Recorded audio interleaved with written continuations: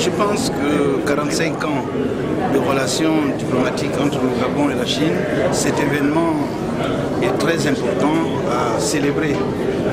D'abord, il permet de se référer à une décision, un acte historique qui a été posé en 1974 par le président Omar Bongo Ondimba. Il faut savoir qu'à l'époque, la majorité des pays africains entretenaient des relations diplomatiques plutôt avec Taïwan, considéré alors comme le représentant du peuple chinois.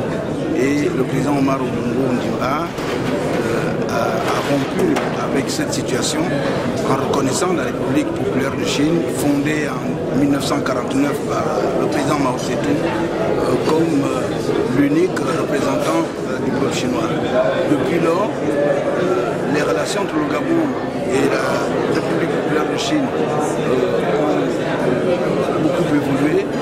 Ces rapports se sont densifiés et j'ai eu le privilège dans mes fonctions antérieures d'accompagner le président Omar Bongo Ondimba en Chine, notamment à l'occasion de sa dernière visite officielle en 2008.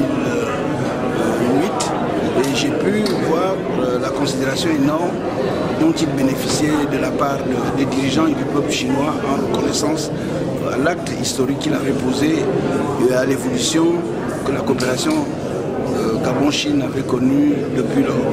Et à la suite du président Omar Bongo Ondimba, le président Ali Bongo Ondimba a continué à développer les relations sino-gabonaises qui aujourd'hui sont florissantes.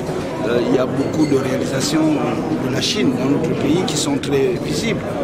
Rien que sur le plan du développement des infrastructures, nous voyons le palais de l'Assemblée nationale, le palais du Sénat, la maison de la radio, le stade de l'amitié sino-gabonaise, les stades d'OIM, les stades de Port-Gentil, tout dernièrement le formidable gymnase qui a été construit. Nous voyons dans le domaine de la médecine, de l'éducation et dans le domaine des investissements, les hommes d'affaires chinois sont de plus en plus présents. Donc c'est une coopération qui se porte très bien et à l'occasion des 45 ans d'existence de cette coopération, je crois que c'est une très bonne initiative du ministère des Affaires étrangères et de l'ambassade de la République populaire de Chine d'avoir initié la conférence débat à laquelle nous venons d'assister ce matin.